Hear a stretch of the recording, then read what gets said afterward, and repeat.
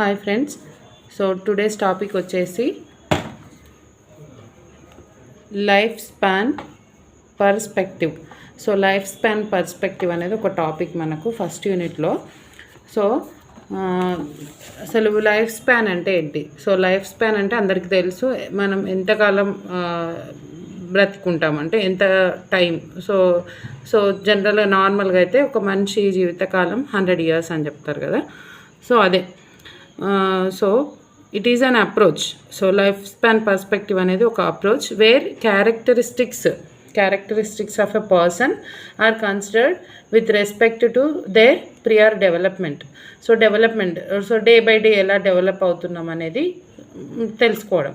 So current level of development and likely development in future. So current development ఏంటి, future developments ఏంటి, so దానికి impact అయ్యే factors ఏంటి, so ఏమి impact అవుతాయి.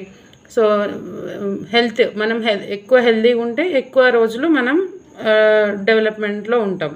సో ఇల్నెస్ ఉందనుకోండి మనకు, సో ఆటోమేటిక్గా మనకు ఒక ఫీవర్ వచ్చిందనుకోండి, జనరల్గా ఏం చెప్తారు, మనం ఫీవర్ వచ్చినప్పుడు మనం రెస్ట్ తీసుకుంటాము.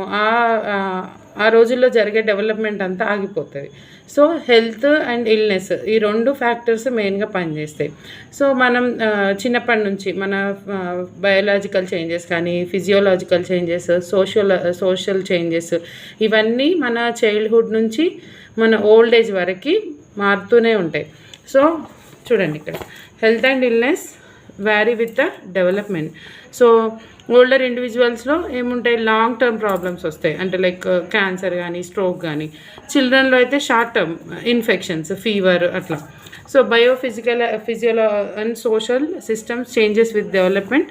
బయాలజికల్ సిస్టమ్స్ ఏమైతే డే బై డే గ్రో అవుతుంటాయి, సైజు కానీ, strength, efficiency. So for example చూడండి, 20 years ఒక పర్సన్ పనిచేసినట్టు 80 years అతను పని చేయలేడు. 30 years ఉన్న పర్సన్ ఉన్నట్టు 60 years పర్సన్ ఉండలేరు. సో ఇది మన లైఫ్ స్పాన్ అనమాట. లైఫ్ స్పాన్లో మనం చేసే డిఫరెంట్ వర్క్స్ని బట్టి, డిఫరెంట్ చేంజెస్ని బట్టి మన డెవలప్మెంట్ అనేది ఆటోమేటిక్గా రెండు ఫ్యాక్టర్స్ అనమాట, ఒకదాని మీద ఒకటి డిపెండ్ అయ్యి ఉండే ఫ్యాక్టర్స్. సో జనరల్ అయితే childhood and decline in old age. So childhood నుంచి మనం ఓల్డ్ ఏజ్ వరకు వెళ్ళిపోతాం. సో డిక్లైన్ అవుతున్న కొద్దీ, ఏజ్ అనేది డిక్లైన్ అవుతున్న కొద్దీ ఫిజికల్ ఎబిలిటీస్ కూడా మనకి తగ్గిపోతాయి. సో ఇంకా చెప్పాలంటే సోషల్ చేంజెస్ కూడా, అంటే సోషల్ రిలేషన్షిప్లో కూడా మనకి చేంజెస్ వస్తాయి, సోషల్ సిస్టమ్స్. సో డెవలప్మెంట్తోనే అవి కూడా డిపెండ్ అయి ఉంటాయి. ఎక్కువ మనం జనరల్గానే చెప్తారు కదండి, ఎక్కువ మనం సోషల్గా ఎక్కువ డెవలప్మెంట్ ఉంటే మనకి రిలేషన్స్ కూడా బాగుంటాయి. సో మనం ఎక్కువ ఎడ్యుకేటెడ్ ఉంటే, లైక్ ఎంప్లాయ్మెంట్ ఉండి, మంచి ఎంప్లాయ్మెంట్ ఉండి, మంచి ఎడ్యుకేషన్ ఉంటే మనకు సోషల్గా మనం ఎక్కువ రిలేషన్షిప్స్లో ఉంటాము, అందరితో మంచిగా ఉంటాము. మనం జనరల్గా జరుగుతుంది అనమాట. So social relations related to health and illness, అది కూడా. సో ఇవన్నీ ఫ్యాక్టర్స్ అనమాట. సో ఇది మన సైకలాజికల్ బిహేవియర్ మీద అండ్ మన డెవలప్మెంట్ మీద లైఫ్ స్పాన్ అనేది ఆటోమేటిక్గా డిపెండ్ అయి ఉంటుంది అనమాట. సో ఒకసారి ఈ బుక్లో చాలా బాగుంది, బుక్లో ఇంకా నీట్గా ఉందన్నమాట.